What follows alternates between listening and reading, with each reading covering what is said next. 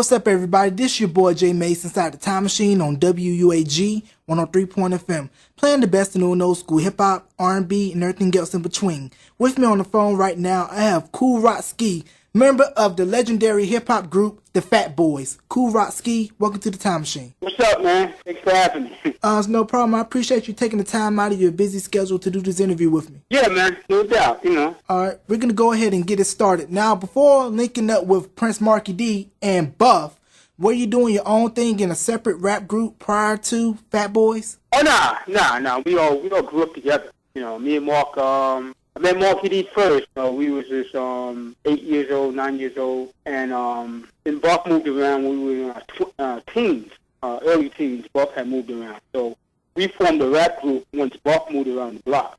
I mean, we were always rapping, doing little stuff here and there, but it was never a thing where we took it seriously. You know what I mean? Yeah, so what was it like growing up right around the time when hip-hop was exploding and, you had the big block parties in the park? Oh, man, it was the best time because it was new and it was part of a new generation that was coming up getting some new music. A lot of people that were older than us at the time, they were part of the disco era, and that wasn't really our thing. You listened to it because it was played on the radio. But, we knew there was something else out there as far as music goes that was part of our generation, and that was hip-hop. So once Rapper's Delight came out and Grandmaster Flash, Series 5, and Treacherous 3 and those guys started doing their thing, it was like, all right, this is our music. So when was it the point that all three of you guys started to get serious and like, man, we should go ahead and form a group? Football was our thing. That was our first love. So, Mark, we went to different high schools. Me and Buff went to the same high school. Mark went to a different high school. And,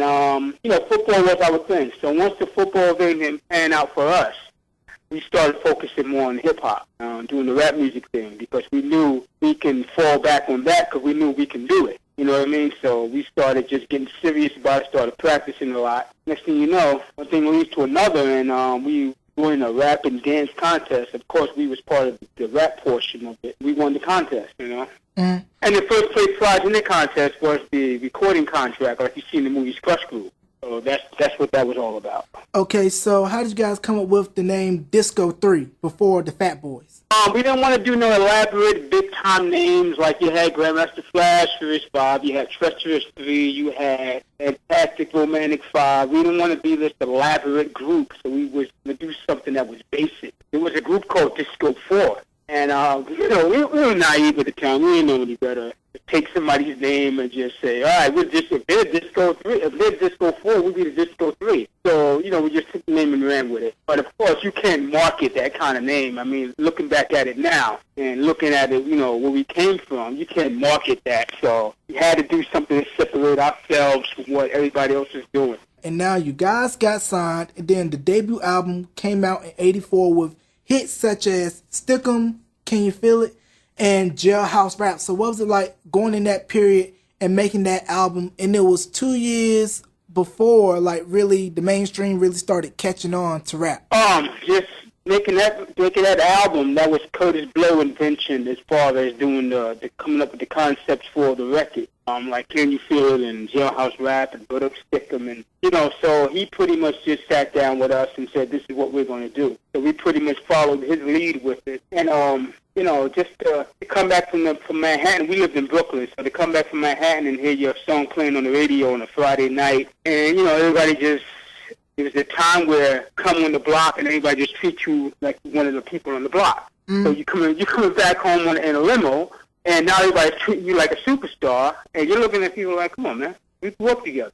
So it was a fun time, and it was crazy just to get out of New York and go to other places and perform these songs, and people were going crazy. And we're like, man, what are they going crazy for? Because, like I said, we're naive and we're young. We're still, like, in our early teens, so we don't know any better what was going on. But, we rolled with it. We were professionals about it. We had a lot of fun doing it. Right, and explain for the people out there that may not be familiar with the history of hip-hop and the young crowd, the symbolic meaning of Mr. Magic's rap attack on WBLS and then on Kiss FM with DJ Red Alert and Chuck Chill Out. Oh man, Mr. Magic plays a huge part in a lot of people's careers coming out of New York as far as hip hop goes. And every Friday and Saturday night, you had to be glued to your radio because Mr. Magic was going to play the stuff that everyday radio wasn't playing, as well as Chuck Chill Out and Red Alert on 98.7 Kiss. And they started getting into this little battle back and forth with each other. It was friendly. At the same time, you could tell there was a lot of tension in the air, but it was good tension. It wasn't bad tension. And there was a lot of things where people, where artists would come out, they didn't know who to go to first.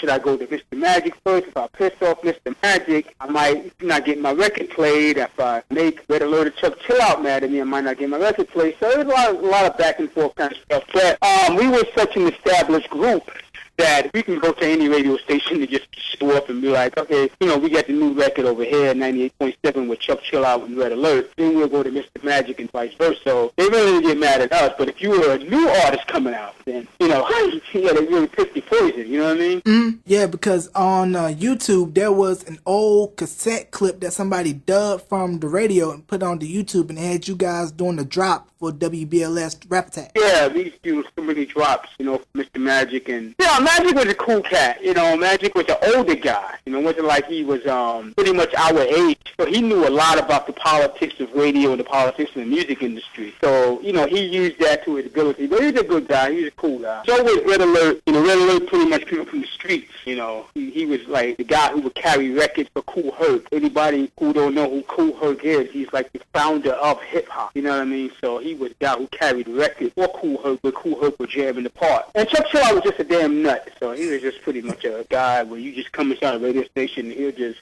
y'all can play some records if y'all want, and he'll just sit back and go take a nap or something. He was crazy. Now let's go ahead and talk about the making of Krush Groove. Came out in 85, and it was like a who's who of who was big at the time. You had yourself, Curtis Blow, Beasties, New Edition, Sheila E., and the list goes on and on. Right. Krush Groove was originally supposed to be about Run DMC, and we were going to have a little part, just like the same kind of part LL had in the movie. He was just going to have this little part in the movie. But the guy who wrote Krush Groove, he went on tour with us. It was the Fresh Festival tour, which consisted of us, Run DMC, and Houdini, and Curtis Blow. And once he seen how we interacted on our tour bus, how we were close-knit, he started putting us more into the movie, adding us, writing our scenes longer in the movie. So Krush Groove was just an everyday jam session because we would go to the movie set, and maybe us and Run DMC would get into it and start rapping. LL Cool J would get into it, and and the list goes on and on. You had other rappers who weren't known at the time who would come on the set, and we were also just freestyle rap. So Krush Groove was just a movie that came after Beat Street. Beat Street dealt with more of the breakdancing. Krush Groove dealt with more what was going on in the hip hop industry at the time. You know what I mean? So that's what Krush Groove was all about, and it was an everyday party. Yeah, it definitely seemed like it was a lot of fun shooting the movie, and I noticed the scene where you guys were trying to get into the disco fever. There was a sign when you go in that said, "Check your firearms at the door." Yeah. I was like, that's crazy. You could bring firearms into a club during that period. Yeah, you can't do it now, but it wasn't like a lot of stuff that was going on back then. That's why, because it wasn't like, cats would come into a club and shoot the damn club up for no reason. Back then you had to have a really good reason to shoot a club up. You know what I mean? So. Yeah. Now, 1985, Dougie Fresh and Slick Rick came out with the show. And there was a line in the show where Dougie Fresh said, "I'm known for it." Then it plays the sound clip of him beatboxing. Then it says, "Not for it." Then plays a clip of Buff doing his beatboxing thing. Now, was there a difference in between the way Buff and Dougie Fresh beatbox, or were they both, the same? Dougie Fresh was more animated and more sound effects with his beatbox. Buff relied more on pretty much bass and snare and power. You know what I mean? If you put both of them on stage, Buff would probably come out the winner all the time because the fact that Buff was so powerful with it. He was known to bust speakers, you know what I'm saying? So with Dougie, it was more a thing where they say, "Hey, Dougie, play this," and he'll play it, and he'll do more, like I said, he's more animated with it. With Buff, it was more just, he's going to give it to you raw. That's where the difference lied at. And you mentioned earlier the Fresh Fest, and I believe that was sponsored by Sprite. And then in '86, how did you guys manage to link up with Swatch, and you guys were pushing Swatch watches? Swatch Watch came from our then manager. He had affiliation with Swatch, and they put together one of our tours. Sprite was the Sprite Fresh Festival was one of the first time a big major sponsor the hip hop tour. You know, that just came from a lot of people just wanted to jump on the bandwagon once hip hop started to take this big turn from the street